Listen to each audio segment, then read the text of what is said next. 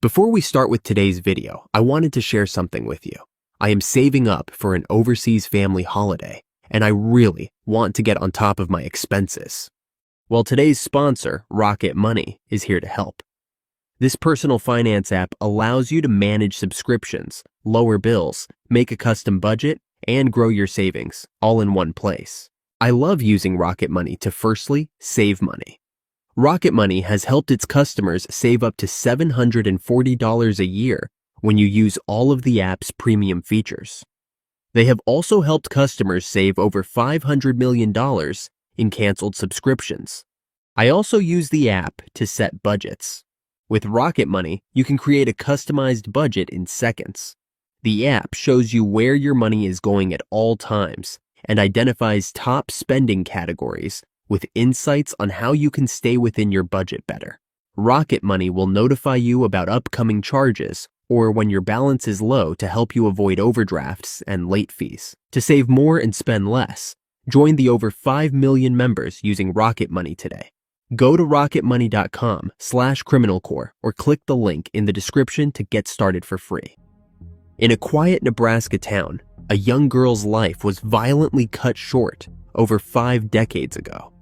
For years, the case seemed destined to remain unsolved, one of those stories that lingers in the background, forever waiting for closure. But decades later, a renewed investigation is uncovering chilling truths as new technology and old secrets bring the past crashing into the present. Mary Kay Heese was a bright 17-year-old high school junior from Wahoo, Nebraska.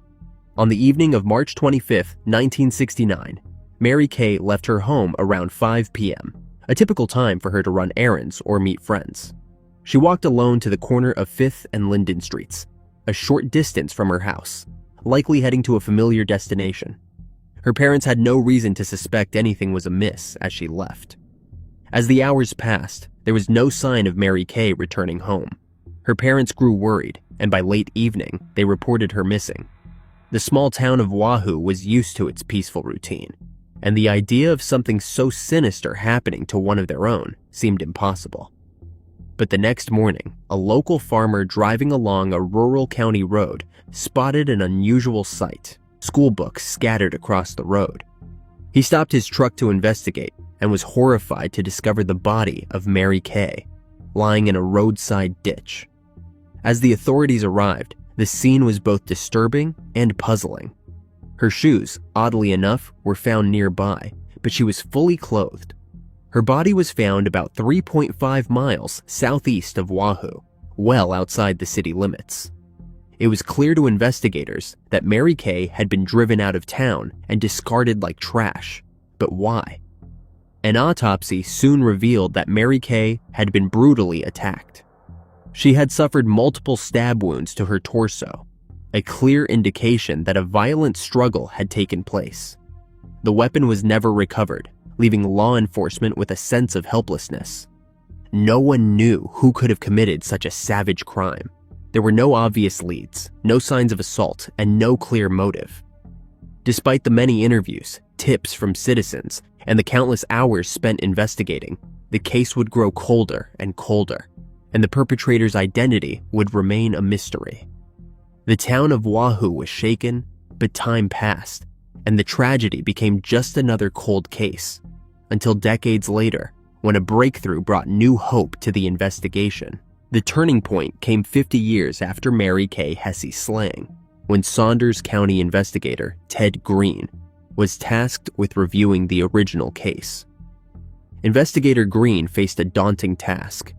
Many of the original witnesses had moved away, some had passed, and others had changed names through marriage or relocation.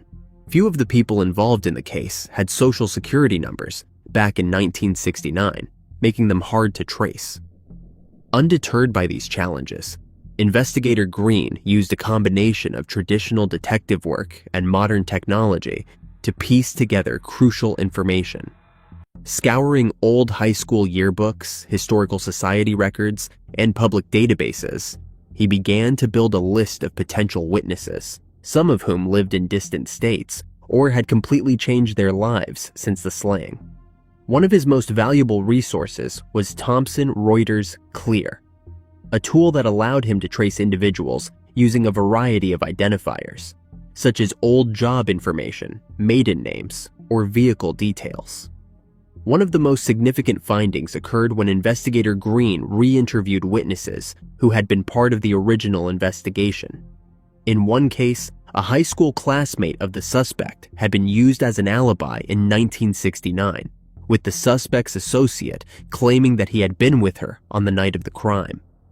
When investigator Green interviewed the same woman more than 50 years later, she vehemently denied ever dating the suspect. She confirmed that she had never gone out with him on a school night, and that her parents would never have allowed her to.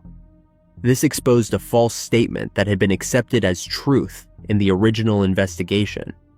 Through his re-interviews, investigator Green discovered several more inconsistencies, including details about the suspect's movements that were not properly documented at the time.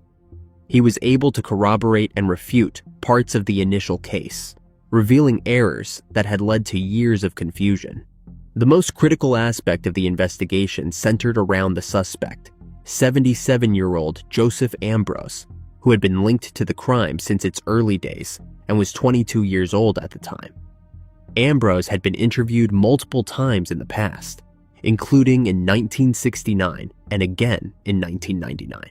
But after moving around the country and living under various aliases, the investigators had trouble locating him in recent years. When investigator Green ran Ambrose's name and social security number through Clear, he made a crucial discovery. Ambrose was still alive. Despite rumors of his demise, the tool showed that Ambrose had moved more than 24 times since the original investigation and had married several times. This data allowed investigator Green to pinpoint his current location, and it became clear that he was living in Oklahoma, where he was eventually arrested and charged with the brutal slaying in November 2024. As the case moves toward trial, Kathy Tull, Mary Kay's cousin, expressed hope that this chapter will finally bring peace to the family. Kathy said, "I want them to remember what he allegedly did to her, not what he looks like now or who he is now. He still allegedly took her life, and hopefully this will be over soon and we will know. We can all get some peace and rest." On November 25th, he was brought into Saunders County District Court for his hearing in a wheelchair and on oxygen. He did not say a word to the court. He was only seen whispering to his attorney. While the defense argued that Ambrose is not a flight risk, the judge denied bond. The defense team said that with his health issues, he is not a risk to skip town, even if he were allowed to post a cash bond. But the prosecution argued that even though the alleged slaying happened 55 years ago, people often act differently when facing these types of serious charges. The trial, which is set for December 16, 2024, will hopefully provide the final answers that the Heese family has been seeking for more than 5 decades. In 2015, a couple from Cobb County, Georgia, vanished after responding to an online ad. What seemed like a routine Craigslist transaction quickly spiraled into a nightmare as the couple was lured into a trap. For nearly a decade, their family and the community were left without answers, as the case remained cold despite early arrests and setbacks in the legal process. But after years of waiting, the man responsible for their tragic demise has pleaded guilty, closing a dark chapter. Bud and June Runion were a beloved couple from Cobb County, Georgia. Bud, a Vietnam War veteran, had always cherished the memories of his time in the military, including his beloved 1966 Ford Mustang, an iconic car he had purchased while serving overseas. After he retired, Bud had a simple wish: to find another Mustang, one similar to the one he had once owned, as a way to relive some of the joy and memories of his younger years. June, his devoted wife of over 40 years, was always by his side, supporting his endeavors and ideas. Together, they had built a life centered on helping others. In 1991, they began a ministry dedicated to assisting families in need. They paid utility bills, provided groceries, helped single parents, and gave toys to children at Christmas. Over the years, their work expanded across multiple states, reaching places like West Virginia, Kentucky, and Alabama. They also ran a Christmas Eve tradition of delivering bicycles to children in underprivileged neighborhoods, fixing up old bikes and bringing joy to families in need. Despite their well-known kindness and commitment to others, the couple's dream of finding a new Mustang would become a tragic turning point in their lives. In January 2015, they placed a Craigslist ad in search of the classic car, unknowingly setting in motion the events that would lead to their demise. On January 15, 2015, Bud and June set out on what they thought would be an exciting day, a road trip to McRae, Georgia, to meet a man who had listed a 1966 Ford Mustang for sale on Craigslist. No one knew where Bud and June had gone, and the family grew increasingly worried as the days passed without a trace. When the couple failed to return home, their daughter, Brittany Patterson, quickly alerted authorities. The Georgia Bureau of Investigation, GBI, took over the case, and a widespread search began, but initial leads were scarce. The couple's absence was baffling, and it was not clear if they had simply gotten lost or if something more sinister had occurred. A breakthrough came when the couple's vehicle was found 4 days later, submerged in a lake near McRae. The discovery of the SUV confirmed the worst. Bud and June had not just gotten lost. They had been victims of a violent crime. Their bodies were found nearby in a wooded area, both shot in the head. The nature of their demises left little doubt that this was no accident. The authorities quickly began to focus on their last known interactions. The Runions had communicated with a man named Ronnie J. Towns, who had responded to Bud's Craigslist ad about the 1966 Mustang. Towns, who had claimed to be selling the car, became the prime suspect. Investigators learned that Bud and June had driven to Telfair County after speaking with him, but when they arrived, there was no car. Further investigation revealed that Towns had a history of criminal behavior, though nothing that had directly linked him to the Runions before. In the immediate aftermath of the slayings, Towns had been arrested briefly, but there was not enough evidence to charge him with the crime, and he was released. The case seemed to stall as the GBI struggled to piece together the evidence. In 2017, a key part of the investigation unraveled when an indictment against Towns was thrown out. A trial court ruled that the grand jury selection had not been properly randomized, throwing the case into a legal limbo. The family, devastated by the delays, was forced to wait even longer for justice. The case took another turn in 2020 when Towns was re-indicted. But the global pandemic slowed court proceedings, and it seemed as if the wait for justice would never end. Then, in July 2024, an unexpected breakthrough came from a most unlikely source, a magnet fisherman. While trawling a river near Atlanta, the fisherman recovered a .22 caliber rifle and the Runions' IDs, leading investigators to return to the area. 2 days later, they found additional items belonging to the victims, including credit cards and a cell phone. This new evidence was crucial in finally bringing the case to a close. The GBI used this evidence to secure a search warrant for Towns' home, which led to the discovery of further damning items. During further investigation, the detectives have created the timeline of events as they believe it happened. Bud and June had communicated with the seller, Towns, who had assured them the car was just what they were looking for. But when they arrived at Towns' property, they quickly realized there was no Mustang. Instead, they were met with violence. Towns, who had lured them there under false pretenses, had no intention of selling a car. Instead, he planned to rob them. After an exchange that likely escalated quickly, Towns shot both Bud and June at point-blank range. Towns grew up on a farm down a long dirt road where his father raised pine trees and grew soybeans, corn, and peanuts. At 28 years old, he had a family of his own, a wife and a young daughter. Towns' uncle, Buddy Towns, said, "It just does not make any sense why this would even go down. It is hard for his parents. They are not understanding." The new physical evidence, along with earlier interviews and DNA analysis, formed the basis for Towns' guilty plea on November 18, 2024. Their daughter, Stephanie Bishop, said, I was hoping so hard to be able to call my dad, but they were taken from us. Stephanie said that despite what Towns had ripped from them, her parents would want Towns to find forgiveness in the eyes of the Lord. Their other daughter, Brittany, said the following about her father. He said, "You cannot take money with you when you are gone. You might as well spend and enjoy it." She added, "He is a survivor and fighter, and I know he would not have gone out without fighting and trying to protect my mother." Their neighbor, Tom Murphy, said, "If someone lives their life like this, and this happens, it really tests your faith." After handing down her ruling, Judge Wall told Towns what her sentence meant in plain terms. He would spend the rest of his life in the Georgia Department of Correction. The long-awaited justice for the Runion family seemed like a distant hope for so many years. But in the end, the perseverance of law enforcement and the unexpected discovery from a magnet fisherman brought closure to this case.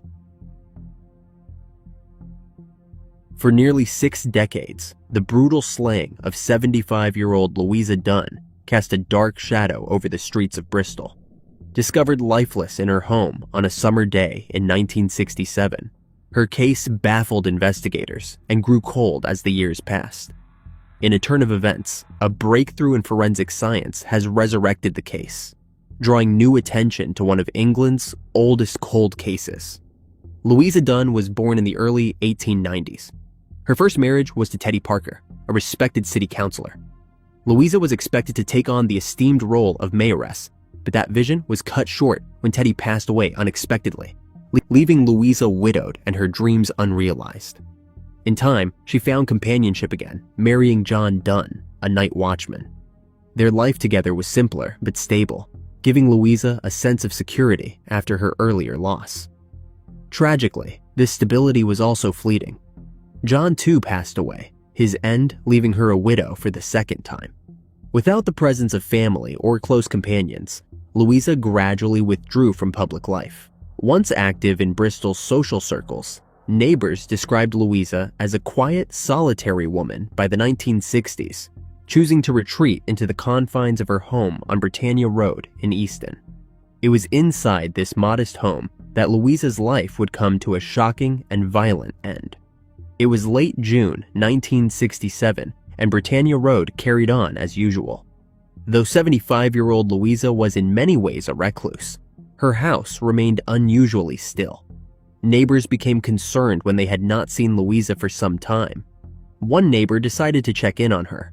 What they discovered shattered the quiet calm of the street. Louisa was found lying on the living room floor, her body showing clear signs of violence. The room itself bore little evidence of a struggle, but an autopsy would later find that Louisa had been assaulted and strangled. The timeline of her tragic demise remained unclear, with investigators estimating it could have occurred any time between June 26th and 29th. As word spread through the neighborhood, fear rippled through the community, and Louisa's home, which was once a quiet refuge, became the focal point of an investigation that would baffle the police for decades. The investigation into Louisa's slaying began quickly, but soon became a race against the limits of 1960s forensic technology. The police combed her home, searching for any clues that might lead them to her perpetrator. The cause of demise, strangulation and asphyxiation, was determined early, but the scene revealed little else, leading investigators to wonder if Louisa had known her attacker or if they had gained access through trickery.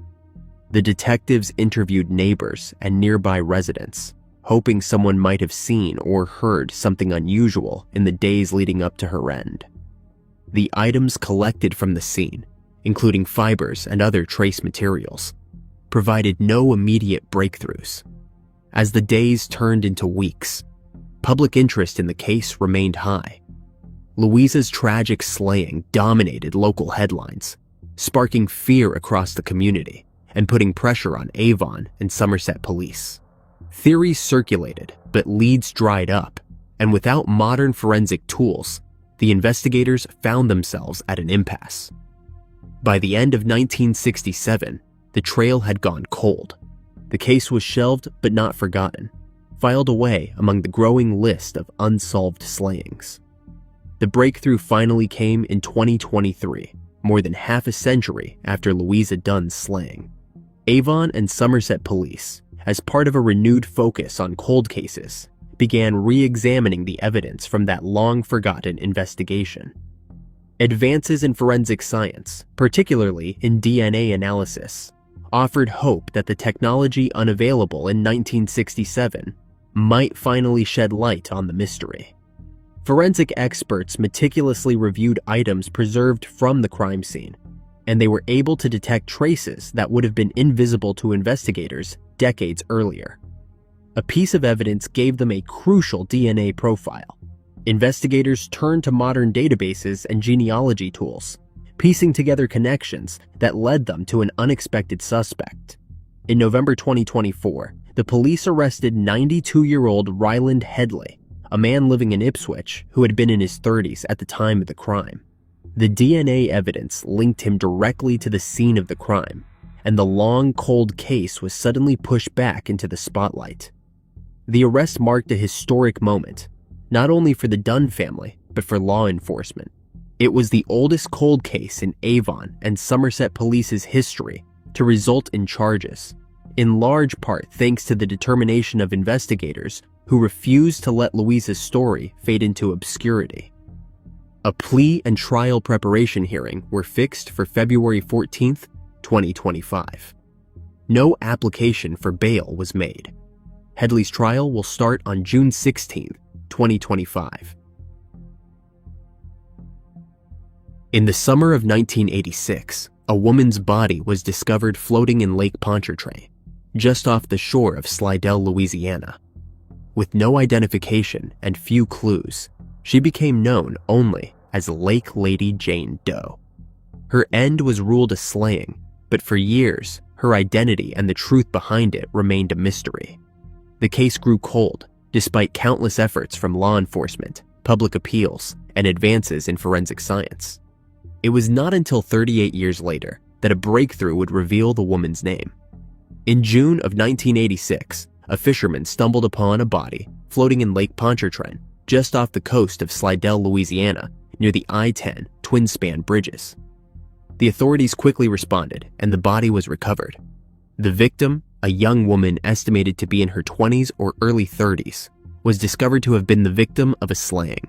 She had been asphyxiated, with a plastic bag tightly secured around her head using duct tape. Stab wounds were found on her face, and a weight was tied around her neck, suggesting that the perpetrator had intended to keep the body submerged. Despite a thorough investigation, including forensic analysis and a composite sketch created by the Louisiana State University Faces Lab to depict the woman's possible appearance, the victim remained unidentified. For years, the case would see periodic updates, but the name of the woman, later known as Lake Lady Jane Doe, eluded authorities. Throughout the years, the St. Tammany Parish Sheriff's Office, alongside the Louisiana State Police Crime Laboratory and the St. Tammany Parish Coroner's Office, pursued multiple leads. In the early stages, DNA analysis was conducted, and her profile was shared with the public through television broadcasts, including a segment on America's Most Wanted. But despite these efforts, the case remained cold, with no breakthroughs in identifying the victim. In 2022, a significant shift in the case came when the National Missing and Unidentified Person System, NamUs, granted funding for advanced DNA analysis. The grant allowed the St. Tammany Parish Coroner's Office to send the woman's remains to Othram. Scientists at Othram were able to develop a comprehensive DNA profile from the evidence collected years earlier. By April 2023, using genetic genealogy, Othram researchers identified potential family members, sparking a series of interviews with those individuals. It was not long before detectives confirmed the woman's identity: Pamela Lee Hupp, also known by the alias Deborah Gale Justice. Pamela had been born on April 28, 1958, and was 28 years old at the time of her demise. She was pregnant with her second child when her life was taken. The authorities learned that Pamela had lived in Fort Lauderdale, Florida, before she lost her life, but the exact circumstances of her fate remained unclear. Even with the lengthy gap between when her life was taken and her identification, the case remained active, with law enforcement vowing to pursue justice for Pamela and uncover the truth behind her tragic end. In October 2024, after nearly 4 decades, the St. Tammany Parish Sheriff's Office made a public announcement revealing Pamela's identity. Sheriff Randy Smith praised the tireless efforts of the detectives, forensic scientists, and genealogists who worked on the case, ensuring that Pamela's story would no longer remain a nameless tragedy. The case of identifying the Lake Lady Jane Doe is finally solved,